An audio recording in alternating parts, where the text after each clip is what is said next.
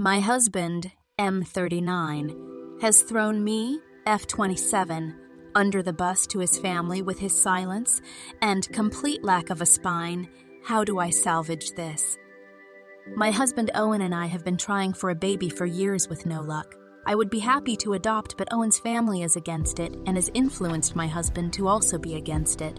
After our second year of trying, I begged my husband to go with me to get a checkup to see if either of us or both of us is infertile.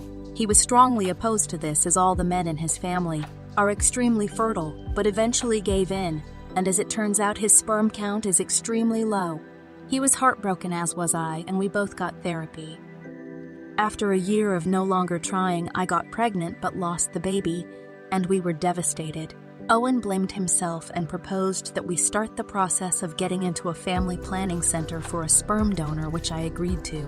He asked me that we not tell either of our families about this or our friends, and I agreed because I would never want to emasculate him. With the help of our donor, I was able to successfully become pregnant, and we had our little girl last year. She is healthy and progressing amazingly, and I thank God for her every day. I kept my promise and never told anyone, however. Owen is struggling with connecting with our little girl. Here is where the trouble begins. Last month, when he went out of town with his brothers for their friend's bachelor party, while on the trip, Owen told his brothers about our infertility issues and that our baby wasn't biologically his. One of his brothers must have told his wife, who told my husband's mother. I don't know why she would tell my husband's mother, except that she has never liked me. Their mother then came to our house and called me a lying whore and tried to get my husband to leave with her. He just stood there silent. I told her that it was Owen's decision not to tell anyone, and she asked him if this was true again. He was silent, which his mother took as me being the liar. She then went to our nursery and started taking everything she'd ever given us for the baby bat. I told her I didn't care about it, and I made more than enough to buy everything she gave us myself and better quality. This set her off, and she called my baby a filthy bastard when she said that I did something I know was harsh, but I believe she deserved it. I physically pushed her out the door. I didn't hit her, but I did put my hand on her shoulders, pushing her out the door, and threw all her shitty things out with her. After spirits had calmed down, I realized my husband had said nothing when his mother was berating me, calling me a liar, and when she called our child a filthy bastard. So I asked him why he was silent. He said he wasn't raised to be disrespectful the way I was, and that his mother hadn't said anything that wasn't true. She was just hurtful with what she'd said, and that we should let it go and wait for his mother to forgive us. I told him that I would never let it go, that his mother and anyone who agreed with her was not welcomed in our home, and that I don't need to be forgiven when I've done nothing wrong. He then said the house was his, and as the head of the family, it was his decision. I told fine, but why did he allow her to call me a liar and a whore? Those things are not true, and our child, no child really, should be called a bastard. He just repeated he would not argue with his mother. After that, I stopped speaking to him and started gathering up my daughter's things and purse and walked out the door with her. He tried to stop me and told me I couldn't take his daughter anywhere without him, and I lost the little bit of composure I had left. I told him she wasn't his daughter. He'd proved he didn't see her as his daughter when he'd allowed his mother to call her a filthy bastard, and told him she wasn't his. He broke down into tears and begged me to come back inside, but at the time I felt nothing. He looked pathetic to me.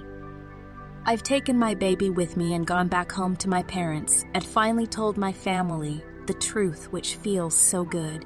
They are completely in support of my decision, and are not allowing my spineless husband anywhere near us, as he still refuses to apologize to me or set the record straight with his family.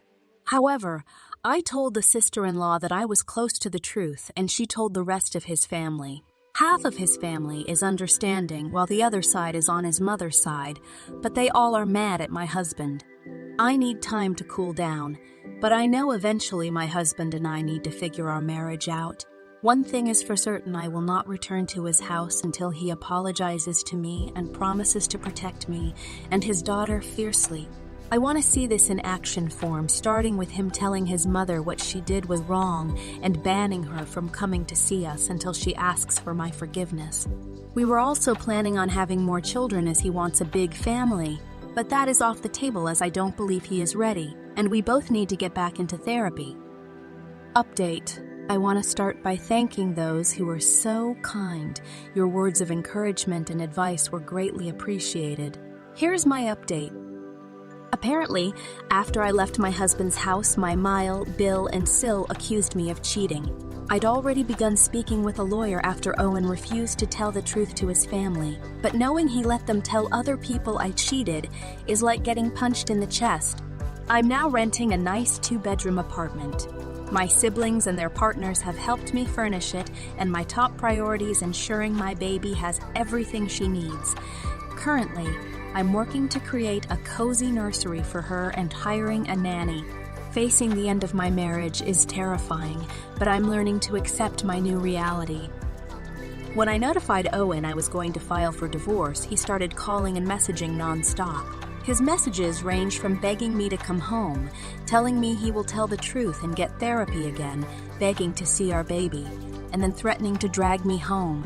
I told him the divorce was happening whether he liked it or not, because he failed as a husband and failed even worse as a parent. He then sent photos and videos of my things in the garbage and him and my bile trashing the nursery. His exact words, "I don't need it anymore." In the most disturbing video, he threw our baby's car seat in a dumpster. I do not recognize him or his behavior anymore. He claims to miss his daughter and me, but is trying to make his behavior my fault for not doing what I'm told. This is not the man I agreed to marry. The man I married was smart, kind, gentle, thoughtful, and funny.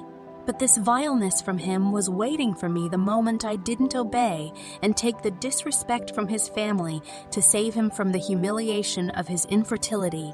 Before the fallout with his mother, he was nothing like this. It's certainly not an excuse, but I believe it all centered on him feeling emasculated and humiliated by his family. I just can't believe he couldn't at least stand up to his family for me and our baby, the one he said he would die for. I am not blocking Owen, as my lawyer said to email everything he says to me to him, but the constant threatening messages make me scared to leave my home. Owen knows where I work and has repeatedly told me he will drag us back if that's what it takes, and that I'm making him do this. My lawyer and I are working on a restraining order, but every woman who was attacked by her ex-husband knows restraining orders don't keep you safe. However, things took a turn when my file showed up on my parents' doorstep, and it's the reason I decided to update. My file asked to speak with me. My parents told him they would call me and ask, but if I said no, then that was final and he would not be welcomed back. I only agreed to speak to File because he told my parents he was there to apologize for his family and set the record straight.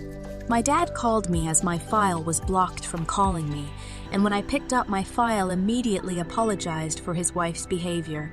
He wanted to hear my side of the story as he did not believe I cheated.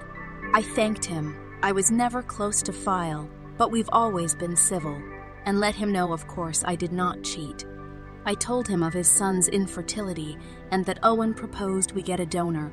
I told him very clearly it was his son's decision, and that because my file and his family put blood as the only valid form of family, my husband made me lie so our child would be treated equally.